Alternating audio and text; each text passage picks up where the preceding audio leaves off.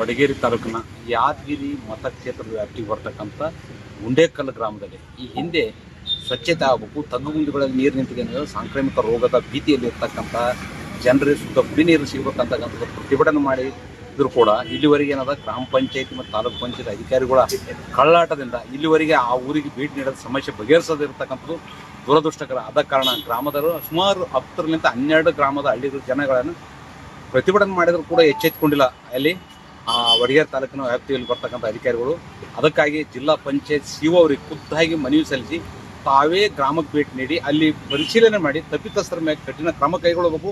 ಆ ಸಮಸ್ಯೆಗೆ ಸಂಪೂರ್ಣ ಸಮಸ್ಯೆಯನ್ನು ಬಗೆಹರಿಸ್ತಕ್ಕಂಥ ಕೆಲಸಕ್ಕೆ ನೀವೇ ಹೋಗ್ಬೇಕಂತಕ್ಕಂಥ ಮನವಿ ಮಾಡಿದರೂ ಕೂಡ ಮನವಿ ಮಾಡಿದ ತಕ್ಷಣ ಜಿಲ್ಲಾ ಪಂಚಾಯತ್ ಸಿಒ ಅವರು ನಮ್ಮ ಮನವಿಗೆ ಸ್ಪಂದಿಸಿ ತಕ್ಷಣ ಇವತ್ತೇನದಂದ್ರೆ ಗುಂಡೇಕಲ್ ಗ್ರಾಮಕ್ಕೆ ಭೇಟಿ ನೀಡಿ ಅಲ್ಲೆಲ್ಲ ನೋಡಿದಾಗ ತಗ್ಗುಂಡಿಗಳು ನೀರು ನಿಂತು ಪಾಚಿಗಟ್ಟಿರೋದನ್ನು ನೋಡಿ ಪಿಡಿಯವರಿಗೆ ತಕ್ಷಣ ಇದನ್ನು ತೆರವುಗೊಳಿಸಿ ಸ್ವಚ್ಛಗೊಳಿಸಿ ಸೊಳ್ಳೆಗಳ ಹಾವಳಿಯನ್ನು ನಿಯಂತ್ರಣ ಮಾಡ್ತಕ್ಕಂಥ ಕೆಲಸ ಮಾಡಿರಿ. ಜನರ ಸಮಸ್ಯೆಗೆ ತಕ್ಷಣ ಸ್ಪಂದಿಸಿ ಈ ದೂರುಗಳನ್ನು ಬಂದರೆ ಮತ್ತೆ ನಿಮಗೆ ಅಮಾನತು ಮಾಡುವುದಾಗಿ ಸೂಚನೆ ನೀಡಿ ಎಚ್ಚರಿಕೆ ನೀಡಿರ್ತಕ್ಕಂಥದ್ದು.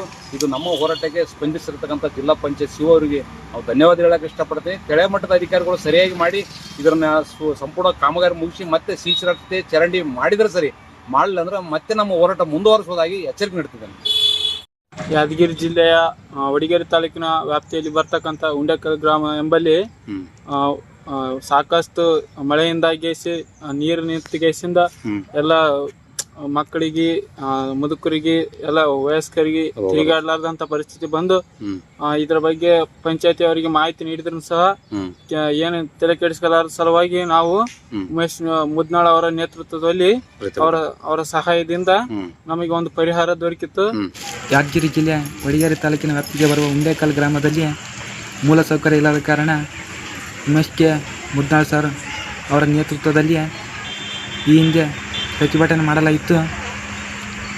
ಆದ ಕಾರಣ ಸಿಒ ಅವರು ನಮ್ಮ ಗ್ರಾಮಕ್ಕೆ ಭೇಟಿ ನೀಡಿ ಪರಿಶೀಲನೆ ಮಾಡಿ ನೋಡಿ ಮೂಲಭೂತ ಸೌಕರ್ಯ ಇಲ್ಲದಿರುವುದರಿಂದ ಕೆಳಮಟ್ಟದ ಅಧಿಕಾರಿಗಳಿಗೆ ತರಾಟೆಗೆ ತೆಗೆದುಕೊಂಡು ಇನ್ನು ಮುಂದೆ ಯಾವುದೇ ರೀತಿಯ ಸಮಸ್ಯೆಗಳು ಬಾರದ ಹಾಗೆ ನೋಡಿಕೊಳ್ಳಿ ಎಂದು ಹೇಳುತ್ತಾ